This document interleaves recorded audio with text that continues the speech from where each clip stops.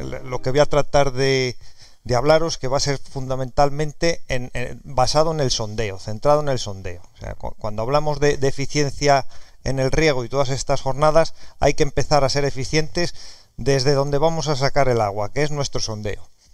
Entonces, bueno, pues os voy a hablar primeramente, por así decir, por la vida del sondeo. Vamos a hablar del inicio del sondeo, cómo tenemos que hacer ese sondeo para que sea eficiente, qué materiales debemos de emplear para tratar de hacer el menor mantenimiento posible en ese sondeo, y luego, bueno, el envejecimiento del sondeo, que hay una serie de factores que afectan a las tuberías que nosotros tenemos en el sondeo, y también, si nos da tiempo, pues hablaremos un poco de cómo podemos rejuvenecer ese sondeo.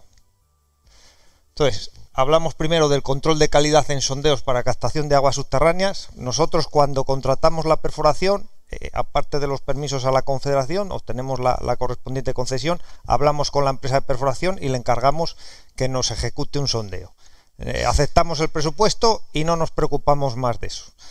Nadie se pregunta o le pregunta a la empresa de perforación cómo va a ejecutar ese sondeo, qué garantías de verticalidad me va a ofrecer, qué diámetro realmente de perforación me va a realizar, qué volumen de grava realmente me va a introducir en el sondeo, porque eso es fundamental para saber si el sondeo está bien ejecutado. Nadie se preocupa de eso. Hágame el sondeo y que me saque la mayor cantidad de agua posible, pero nosotros podemos controlar la ejecución de ese sondeo.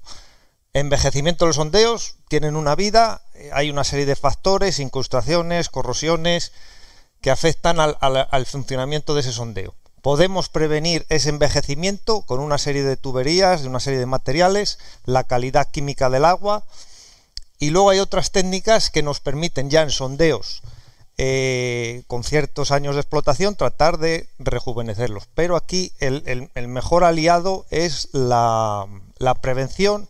Prevenir siempre es mejor que curar.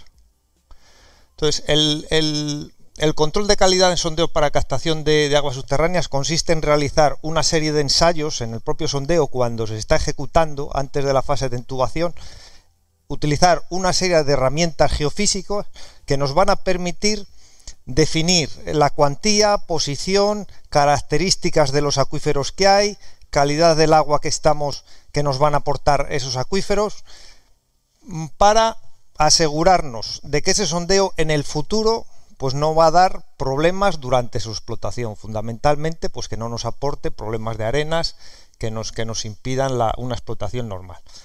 ¿Cómo se realiza el control de calidad? Pues primero, un hidrogeólogo, alguien que vele por la integridad de esos trabajos que se están realizando. Las empresas de perforación son profesionales, pero bueno, esto es, como yo digo, como el que se hace una casa. Hay que hacerse una casa, hay un arquitecto, hay una dirección de obra, pues aquí debería ser lo mismo. ¿Qué aparatos utilizamos? ¿Qué herramientas vamos a utilizar para el control de esa calidad? Pues los equipos de testificación geofísica, bien las diagrafías en sondeos en construcción, o bien los registros ópticos por cámara de televisión, que nos van a dar una visión de cómo es la ejecución, cómo ha quedado ejecutado ese sondeo. Esto es lo que consiste un equipo de testificación, una unidad móvil, un cabestrante con el cual nosotros vamos a descender las diferentes ondas geofísicas en el sondeo, y luego tenemos una unidad pues donde vamos analizando los datos que vamos midiendo en tiempo real. Entonces, eso consiste el equipo para el control de calidad en sondeos en ejecución. Lo podemos dividir en dos partes. Una parte de ese control en que nosotros vamos a determinar el mayor conocimiento hidrogeológico posible de esa perforación que está en ejecución. Entonces, estos registros que vamos a hacer van encaminados a definir cuantía, posición, características, calidad del agua de todos los acuíferos atravesados. Eso es una información fundamental, porque luego, a la hora de vestir ese sondeo, a la hora de realizar el entubado, con esta información, con este conocimiento hidrogeológico, vamos a poder enfrentar las diferentes zonas filtrantes de la captación enfrente de las formaciones acuíferas, las mejores formaciones acuíferas, las que tienen más permeabilidad, y de esa manera facilitamos la entrada de agua en la captación. Estamos entonces minimizando las pérdidas de carga. Si nosotros no colocamos los filtros o los colocamos desplazados de la formación acuífera, lo que estamos haciendo es obligar a circular el agua a través del empaque de grava hasta que nos llega a la entrada del sondeo. Entonces ahí estamos aumentando las pérdidas de carga. Aparte del conocimiento hidrogeológico, podemos conocer también la inclinación y el diámetro de perforación. O sea, el sondeo tiene que ser vertical, tiene unas ciertas tolerancias, pero lo que no podemos hacer es un sondeo inclinado, que nos va a dar problemas a la hora de explotación, como lo vamos a ver posteriormente. Y una vez que ya hemos ejecutado el sondeo, que hemos hecho la perforación, lo hemos entubado, lo hemos engravillado, lo hemos limpiado, incluso lo hemos aforado, como hemos visto anteriormente, vamos a ver si realmente es cómo están las tuberías por dentro, cómo han quedado las diferentes soldaduras horizontales, si tenemos las zonas filtrantes colocadas donde habíamos dicho, si existe alguna rotura, todo eso lo vamos a poder ver. El escenario que nos encontramos en los sondeos en ejecución es esto: la máquina perforadora, los detritus que antes ha comentado Víctor, que corresponden a cada metro de perforación, el equipo de testificar y las diferentes ondas geofísicas. Entonces, al final, estas ondas geofísicas, ahora vamos a ver que lo mínimo que deberíamos de medir en un sondeo, lo que nos dan son estos gráficos que tenemos aquí. Estos son las diagrafías y eso es lo que tenemos que interpretar para conocer la máxima información hidrogeológica posible. ¿Qué registros mínimos para hacer un control hidrogeológico de un sondeo? ¿Qué registros mínimos deberíamos de hacer? Pues un registro de gamma natural.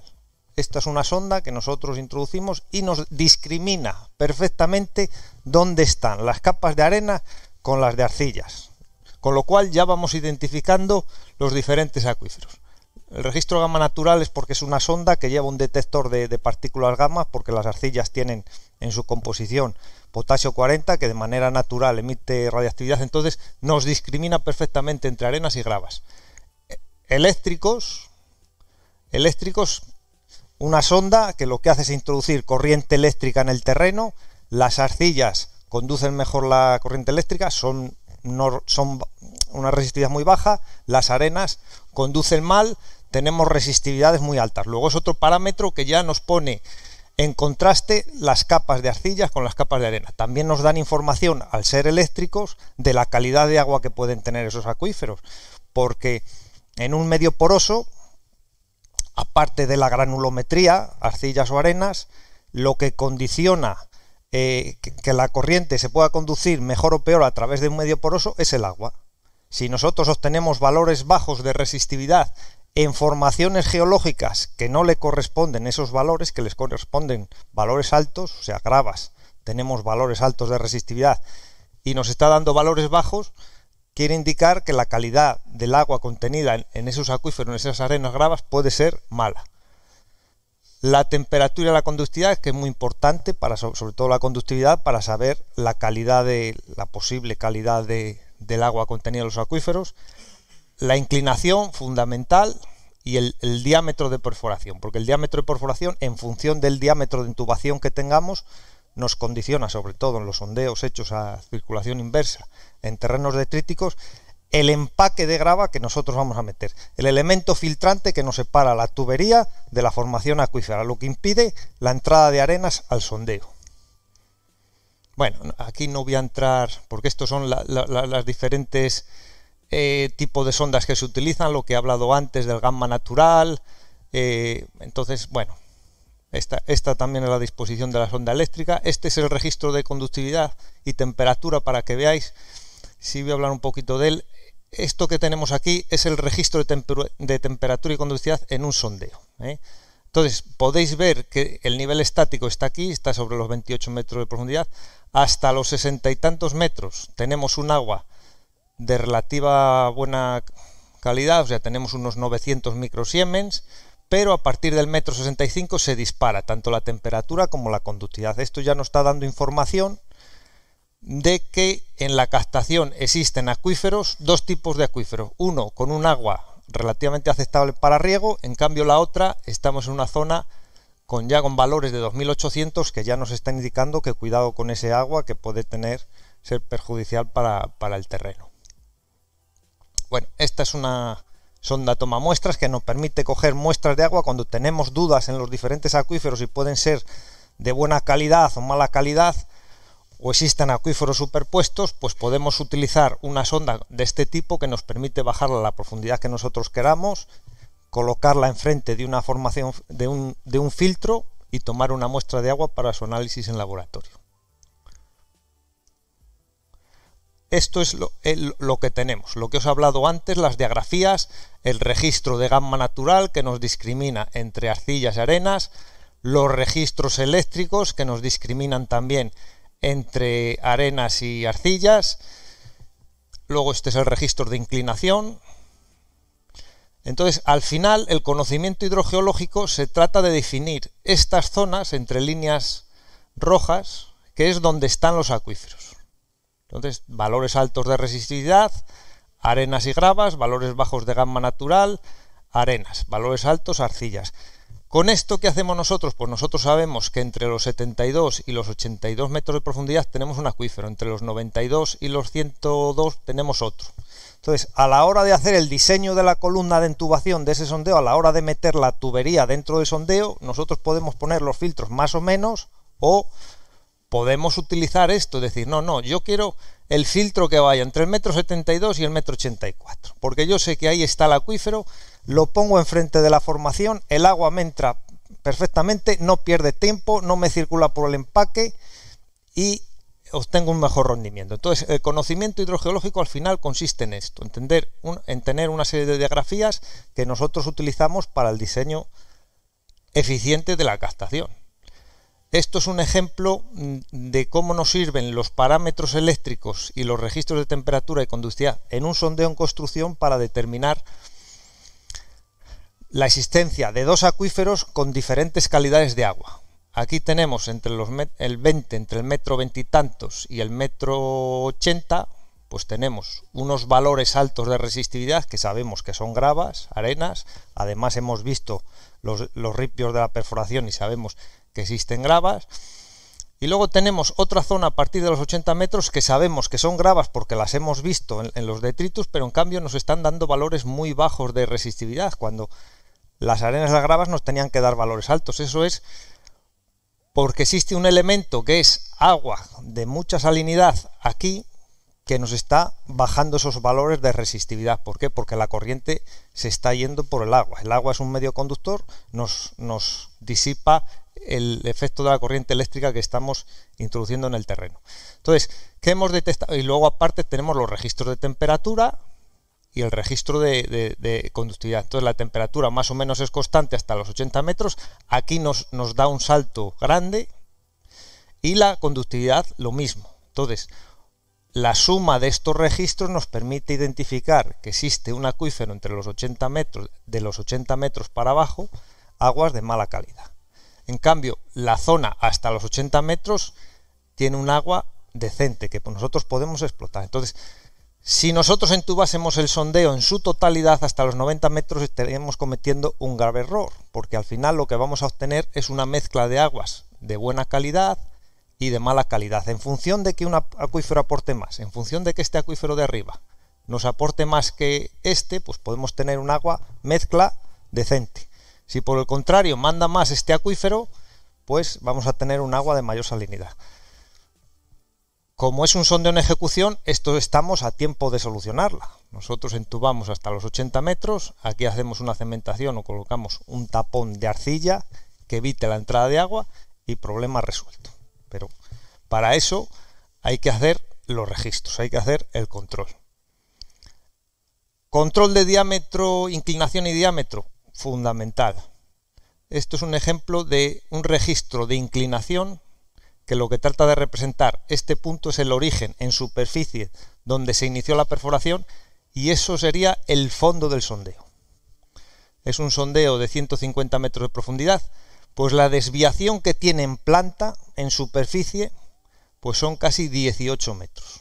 O sea, el sondeo está ido 18 metros. ¿Qué significa eso? Pues que la bomba siempre va a estar trabajando, va a estar apoyada la bomba y la tubería de impulsión contra la tubería de revestimiento del sondeo, provocando daños en la propia tubería, como vamos a ver ahora.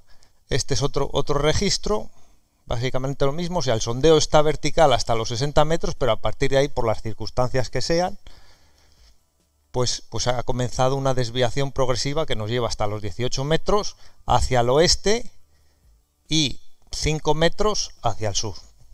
¿Consecuencias de esto? Pues esto que tenemos aquí.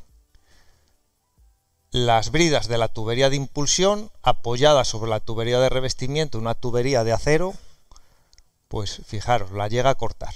Eso que tenemos ahí es la gravilla del empaque de grava, con lo cual eso va a ir entrando al sondeo. Y a medida que va entrando al sondeo, la bomba lo va a ir aspirando y no vamos a ser capaces ya de mantener el riego. Esto es una inspección con la cámara de televisión, la visión axial, y luego una visión lateral de la rotura, donde ya vemos la grava pues que está entrando al sondeo directamente. Con una buena verticalidad, ¿qué conseguimos? Pues tener un empaque de grava. Este es el filtro que nosotros colocamos en el sondeo. Con una buena verticalidad conseguimos un empaque de grava completo alrededor de la tubería filtrante y homogéneo. Entonces, es la finalidad de ese empaque es separarnos, es la formación acuífera, que es estas arenas más finas que tenemos aquí, de la tubería de revestimiento, y nos hace de filtro, evita que esas arenas nos entren hacia la captación. Si esto no estuviese vertical, pues esta tubería estaría inclinada, ese empaque de grava no sería homogéneo, estaría repartido de forma desigual, incluso a lo mejor la propia formación acuífero estaría en contacto directo con la zona filtrante, con lo cual es muy fácil que nos entren las arenas cuando nosotros iniciemos el bombeo. Esta tabla trata de reflejar los diámetros de las tuberías de revestimiento. A estos diámetros había que sumarles a lo mejor el espesor de la tubería, los diámetros más comunes con los que se entuban los sondeos, dependiendo para lo que se quieran, y estos debían ser los diámetros mínimos de perforación. Los diámetros mínimos de perforación. ¿Para qué? Pues como mínimo para conseguir unos empaques, unos espesores del empaque de grava, pues como mínimo de 9 centímetros, una corona circular alrededor de esa tubería de revestimiento como mínimo de 9 centímetros. Y estos diámetros pues hay que controlarlos. Hay que asegurarnos de que esos diámetros son los verdaderos, porque son los que nos van a garantizar que el empaque de grava se realice de la mejor manera posible. Incluso conociendo el diámetro vamos a saber el volumen de grava que nosotros vamos a tener que introducir en el sondeo. Entonces es un control adicional. Cuando llegue la fase de engravillado, la empresa de perforación aportará unas toneladas de grava y nosotros, como lo sabemos antes, sabemos si esas toneladas son las que tiene que hacer el sondeo. Esto es un registro de diámetro en un sondeo ya construido, en el que se desconocía si existían diferentes diámetros, si existían diferentes tuberías en el sondeo, porque querían bajar la bomba a más profundidad. Entonces, bueno, pues se hizo el registro de diámetro y se obtienen las secciones de las diferentes tuberías de revestimiento que existen en el sondeo.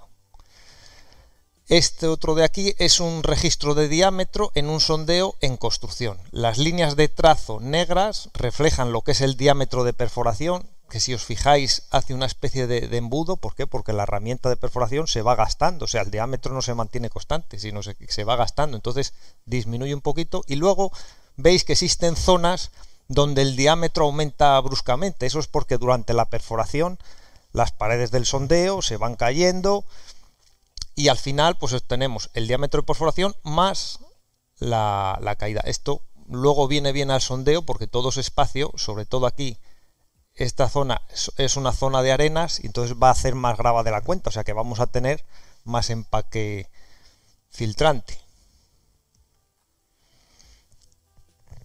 ¿Cómo podemos hacer el control también? Mediante los registros de cámara por televisión. Pues nada, consiste en introducir una cámara en el interior del sondeo, una cámara que tiene una visión lateral y una visión axial. Lleva una cámara aquí y otra cámara lateral que pueden girar los 360 grados. ¿Cuándo podemos utilizar estos registros? Pues cuando no tenemos información en el sondeo. Cuando hemos comprado una finca y resulta que la finca tiene 2 sondeos, ¿y qué hacemos con el sondeo? Metemos una bomba y miramos a ver qué pasa, dónde la metemos. Cuando no tenemos información, lo mejor es ver ese sondeo y ver cómo está el estado de conservación. Lo podemos utilizar como control final de la ejecución de un sondeo de nueva construcción, ver que todas las soldaduras están correctas, que la profundidad es la que nos han dicho. La podemos utilizar en sondeos para regeneración o arreglos de sondeos y también para la detección de objetos. Cuando no tenemos datos en el sondeo, ¿qué información nos va a dar? Primero la profundidad, los diámetros, si existen una tubería, 2 tuberías, 3 tuberías, el tipo de tubería existente que hay, el estado de conservación del sondeo, si es un sondeo que lleva tiempo sin usarse, lo que hablábamos antes, la pregunta de antes, ¿qué hacemos? ¿Nos fiamos del aforo que habíamos hecho hace 40 años o hacemos un aforo nuevo? Hacemos un aforo nuevo, pero antes habrá que ver si el sondeo tiene las garantías suficientes para mantener, o sea, para realizar un aforo sin problema para la propia bomba que vamos a introducir en el sondeo. Nos sirven también para arreglos, para determinar el estado de conservación del sondeo y llevar trabajos de regeneración. Y luego también nos permite pues, conocer la calidad química porque podemos introducir las ondas de temperatura, conductividad o tomamuestras. En el control de la ejecución de la perforación como control de calidad, la profundidad. Vamos a conocer la profundidad final, el control de las soldaduras. Que la posición de las zonas filtrantes sea la que nosotros hayamos dicho con los registros de gráficos, porque si hemos dado la columna de intubación y luego se han equivocado y han quedado los filtros donde no dijimos, pues no hemos hecho nada. Que no haya aplastamientos, que no existan roturas en la tubería. Entonces, el nivel estático nos lo dice, esta es una fotografía del nivel estático, el fondo del sondeo, control de la ejecución de las soldaduras, un tubo mal refrentado, no es que esté mal. Ahí el tubo no se colocó bien, con lo cual si a esto le unimos inclinación al sondeo, el día de mañana cuando vayamos a sacar la bomba pues vamos a tener problemas, las bridas se nos van a enganchar, el cable se nos puede rozar, una soldadura horizontal que está rota. Aplastamientos en el sondeo, un sondeo de reciente construcción, pues con un filtro puentecillo, pues aplastado. Ahí fueron a meter la bomba y la bomba ya al hacer el aforo ya no bajaba. Otro sondeo ya un poco más antiguo también con problemas de aplastamiento, una soldadura horizontal rota y dislocada y luego ya roturas en la tubería de revestimiento.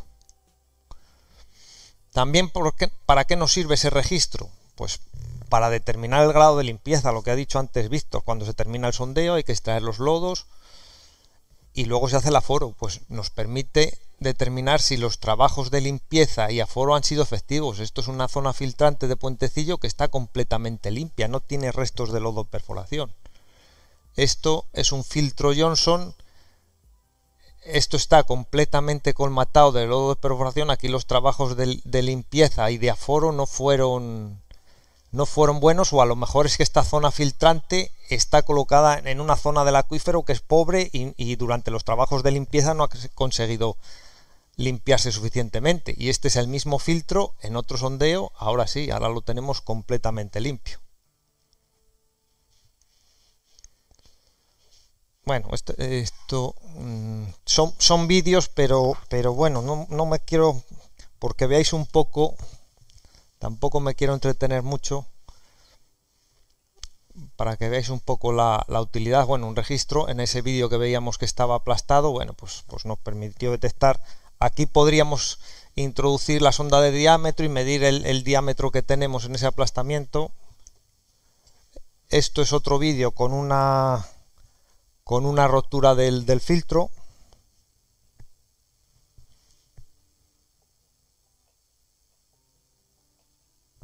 Bueno, es para que veáis las aplicaciones de la cámara. Detección de objetos, nos permite detectar una brida de una tubería de impulsión que se ha caído, nos permite diseñar la herramienta para pescarlo. Bueno, estos son cubrecables de bombas, otra bomba caída con el cableado eléctrico, o una bomba de polietileno que se le rompió el manguito de arriba, las rejillas de aspiración de las bombas. Bueno, no, vamos a pasarla. Envejecimiento del sondeo, o sea, hemos hablado de la construcción, cómo lo debemos de hacer, Y una vez hecho, los sondeos pues envejecen. Entonces, por envejecimiento entendemos pues todos aquellos procesos que al final lo que originan es una pérdida de rendimiento de esa captación.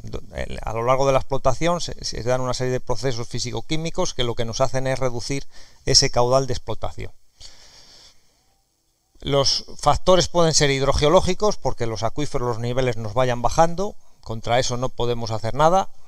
Constructivos, lo que hayamos visto, el sondeo no esté bien ejecutado, las zonas filtrantes no estén lo suficientemente limpias, estén taponadas por restos de lodo de perforación, o procesos físico-químicos biológicos, que esto es lo que realmente es lo que consiste el envejecimiento de los sondeos. El principal problema que tenemos es la oxidación. La zona, sobre todo, esto es normalmente en los primeros 15-20 metros de los sondeos es donde más se suele ver por el cambio de temperaturas. Lo que pasa es que al ser una zona tan superficial, bueno, no representa mucho problema. Y se produce una oxidación, como digo yo, se produce una exfoliación en capas, que estas capas se van cayendo, pero claro, eso va reduciendo el espesor original de la tubería, con lo cual es una zona de debilitamiento. Lo que pasa es que como suele ser la parte superior por el contraste de temperatura y humedad interior-exterior, bueno, como es la parte superficial, no suele revestir más importancia. Este es un vídeo para que veáis el estado de la tubería, cómo le afectan estos procesos. Otro proceso que se da es el proceso de corrosión. Como esto ya es cuando estamos sumergidos en agua, nos quitamos la oxidación, pero entra la corrosión. Entonces, esto es el funcionamiento de una pila. El agua es un electrolito, y lo que nos hace es disolver, si lo que hemos utilizado para la intubación de sondeo es acero, nos disuelve el acero en determinadas zonas y nos lo precipita una serie de compuestos en otras zonas. Entonces, al final lo que tenemos es un debilitamiento de la tubería por disolución, y unas zonas, unos precipitados, dióxidos de hierro, manganeso, etcétera. ¿Qué controlan estos factores? ¿Qué controla que la corrosión sea mayor o menor? Pues factores físico-químicos. El tipo de tubería que nosotros tengamos. El pH del agua.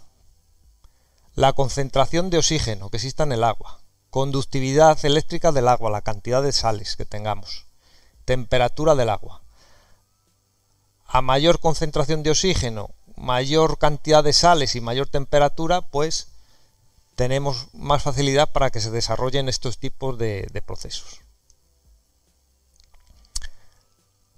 Esa es la corrosión física, por así decir, pero ese fenómeno se puede ver acentuado por la existencia de bacterias. Entonces, las bacterias ayudan a que se produzca también esa corrosión. Existen en el agua. Existen bacterias normalmente sulforreductoras que lo que hacen es ayudar a esa corrosión. Normalmente tratan de reducir el sulfato, lo pasan a sulfuro de hidrógeno. Como también tenemos hierro, si lo que hemos entubado el sondeo con acero al carbono, tenemos hierro, bueno, pues ese sulfuro de hidrógeno se combina con el hierro, nos da sulfuro de hierro, y luego también podemos tener precipitados de óxido férrico. En resumen, que se nos generan una serie de depósitos adheridos a la tubería, pero sobre todo lo que nos interesa a nosotros son los de las zonas filtrantes, porque nos van haciendo colmatación de esas zonas filtrantes. Esto es un ejemplo de lo que es la corrosión en un sondeo. Fijaros, esta es tubería de revestimiento, esos son incrustaciones, esas burbujitas que veis, y esto aquí ha desaparecido la tubería. No tenemos tubería. Esta es la pared de la perforación y esto es la tubería original. O sea, para que veáis lo que es capaz de hacer el agua en la tubería. También tenemos procesos de incrustación química. Dependiendo la calidad del agua, pues lo más frecuente es la incrustación por carbonatos. Esto está regulado por esta reacción, por la presión parcial del CO2 en el agua. Hace que, como tenemos en el agua calcio y bicarbonato, en función de la concentración de CO2, esta reacción se desplaza en un sentido o en otro. Bueno, el resultado es un filtro de puentecillo, por así decir, nuevo, y un filtro de puentecillo totalmente incrustado. Ya veis que aquí prácticamente se aprecian muy mal las hendiduras de los puentes. O sea, ese está colmatado y por tanto entra menos agua de la original. Este es un vídeo de un filtro de puentecillo completamente incrustado por el desarrollo de precipitado de carbonato cálcico. Ahí no se llegan a observar las hendiduras, o sea, está completamente tapado. Incrustación química también puede ser por óxidos de hierro o óxidos de manganeso, que es lo que nos da esta coloración totalmente negra de las tuberías. Tenemos incrustación por procesos biológicos, sobre todo ayudados por las ferrobacterias y las bacterias sulforreductoras, que lo que os he dicho ayudan a favorecer esas incrustaciones que a veces tienen formas de tubérculos muy características y que al final es la obstrucción de las zonas filtrantes. Esta es una precipitación bacteriológica de tipo filamentoso, desarrollan unos filamentos muy finos. Esto es un biofilm, a veces no dan precipitados sólidos, dan precipitados especie de fangos mucilaginosos, que eso claro se eliminan muy fácilmente. Y entonces van recubriendo los filtros con una especie de película, y estos son incrustaciones de tipo botroidal, de tipo tubérculo.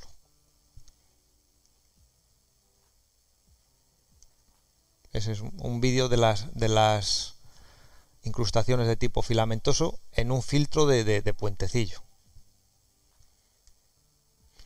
Este es un biofilm en un filtro Johnson de acero inoxidable.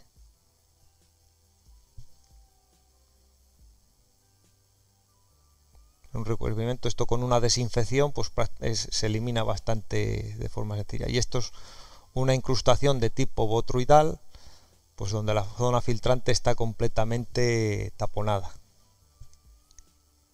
Esto es importante, la prevención del envejecimiento. ¿Cómo podemos tratar de prevenir? O sea, es mejor prevenir que curar. Controlando los tipos de materiales que vamos a utilizar en el sondeo, el tipo de tuberías. Estos factores que hemos estado viendo, las incrustaciones, las corrosiones, están controladas por el pH, bicarbonatos, calcio, conductividad.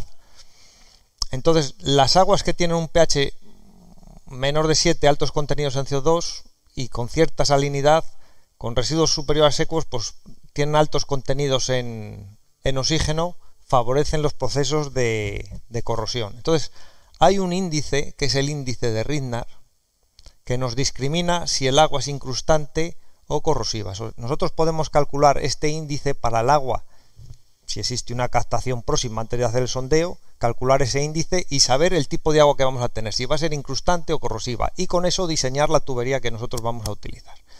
Entonces, este índice nos habla de la relación de un pH de equilibrio que nosotros vamos a calcular y el pH del agua. En función de ese índice, pues vamos a tener muy incrustante, moderadamente incrustante, corrosiva, muy corrosiva.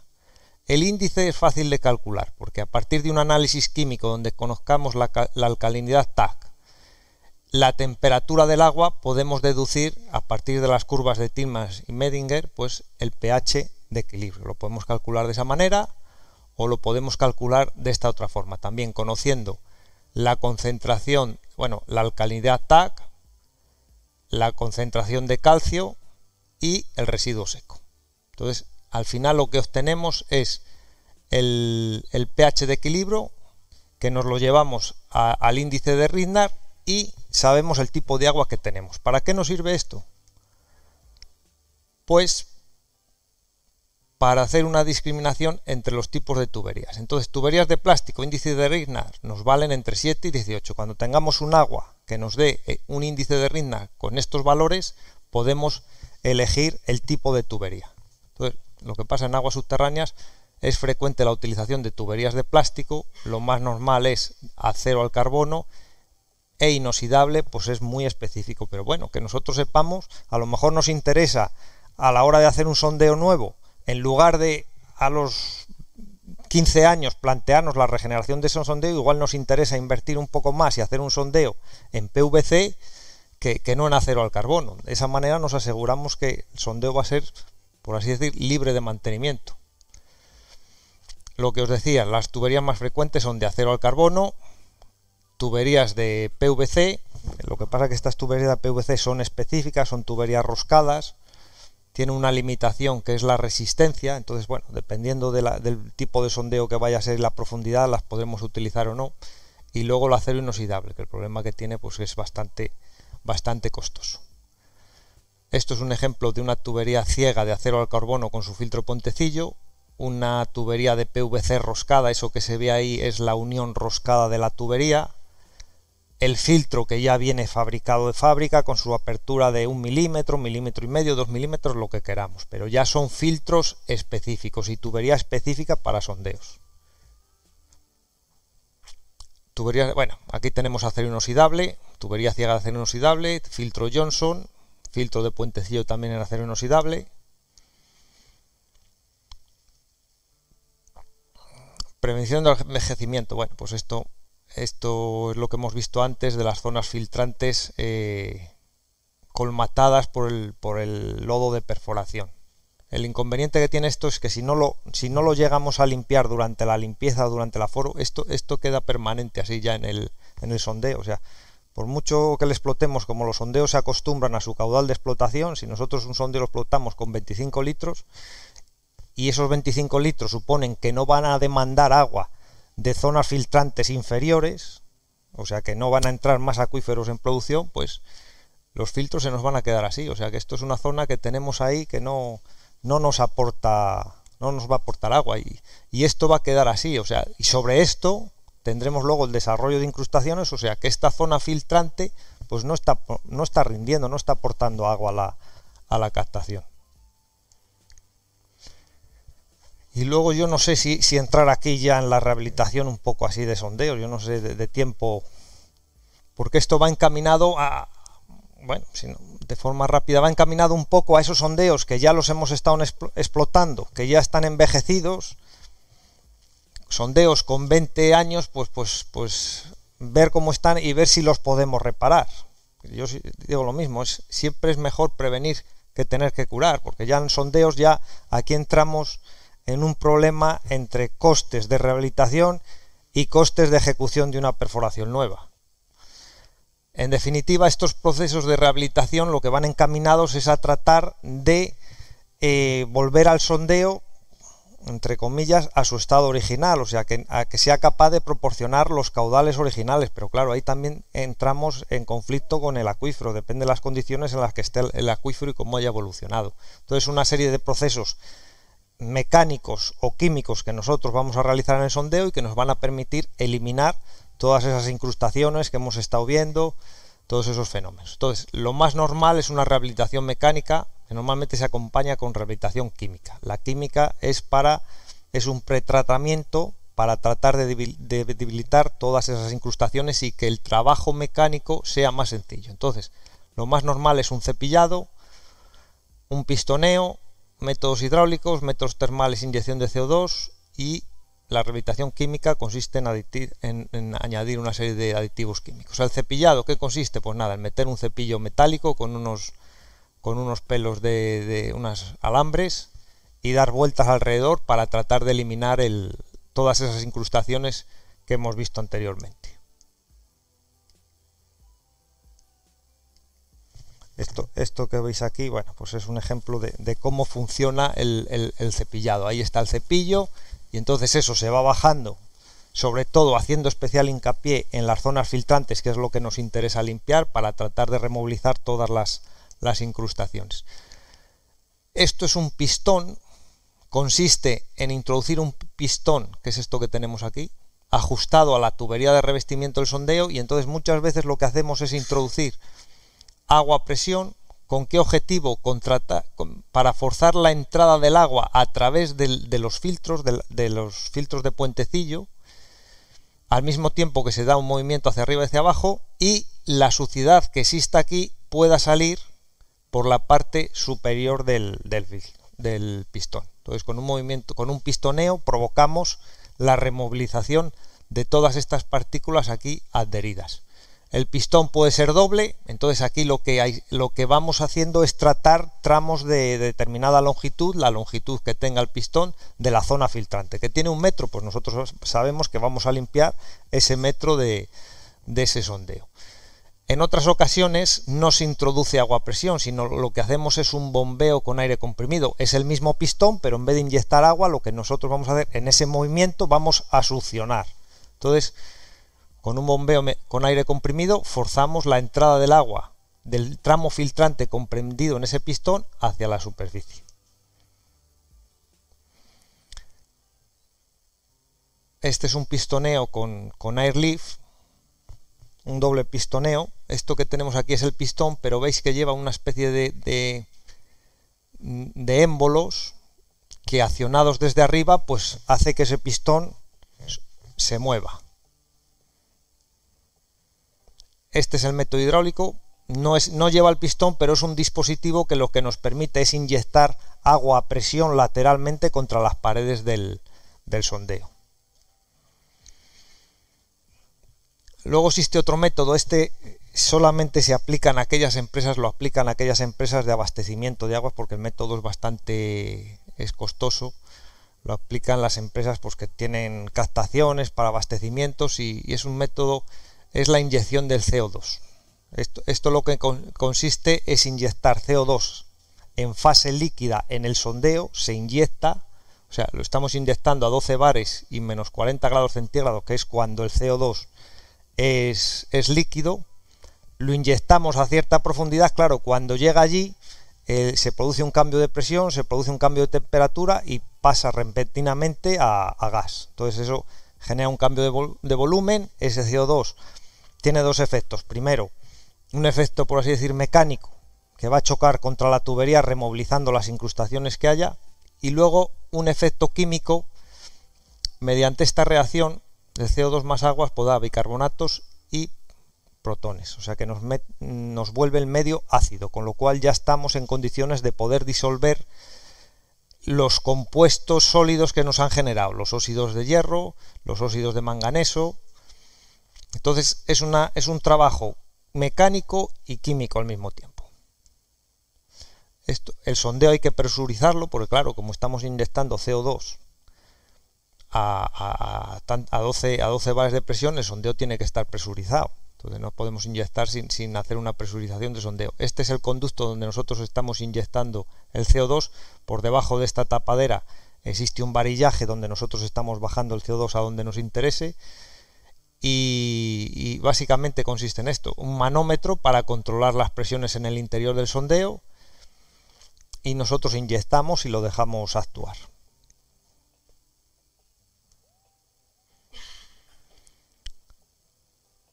La rehabilitación química consiste en utilizar un aditivo que nos volver el medio con unos pHs más ácidos, para tratar de disolver los compuestos, los hidróxidos de hierro, manganeso, mediante ese medio mucho más ácido, porque se disuelven mediante estas reacciones químicas. Los compuestos de calcio, los precipitados de calcio, esos son muy fáciles de tratar, porque con cualquier ácido también pues se disuelven rápidamente. Los compuestos utilizados tradicionalmente, pues el ácido clorhídrico. Lo que pasa es que es un ácido demasiado fuerte y tiene el problema de atacarnos las tuberías, nos puede corroer las tuberías. Es más utilizado para el desarrollo en formaciones carbonatadas. Este sí se suele usar, el ácido sulfámico, porque es un ácido muy fácil de transportar, viene en sacos, entonces nosotros en superficie podemos hacer la dosificación que queramos, se trabaja bastante bien. Y bueno, pues otra serie de ácidos como el ácido acético, todos ellos encaminados sobre todo a la disolución de los compuestos de hierro y manganeso. ¿Qué pasa? Que luego cada fabricante, hay multitud de casas que fabrican sus propios productos.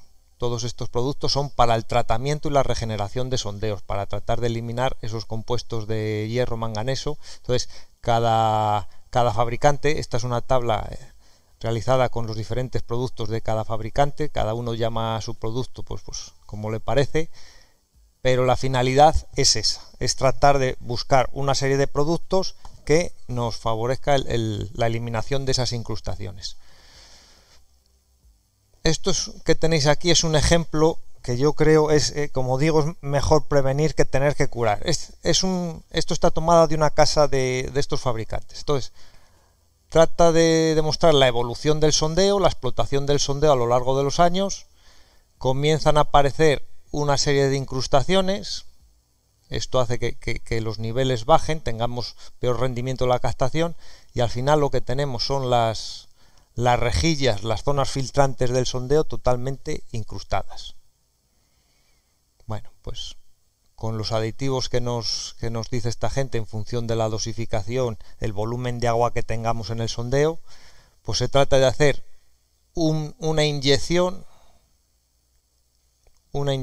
y una circulación cerrada. O sea, lo que estamos inyectando, lo estamos sacando, lo estamos volviendo a inyectar, con el objetivo de tratar de conseguir eliminar estas incrustaciones de las zonas filtrantes.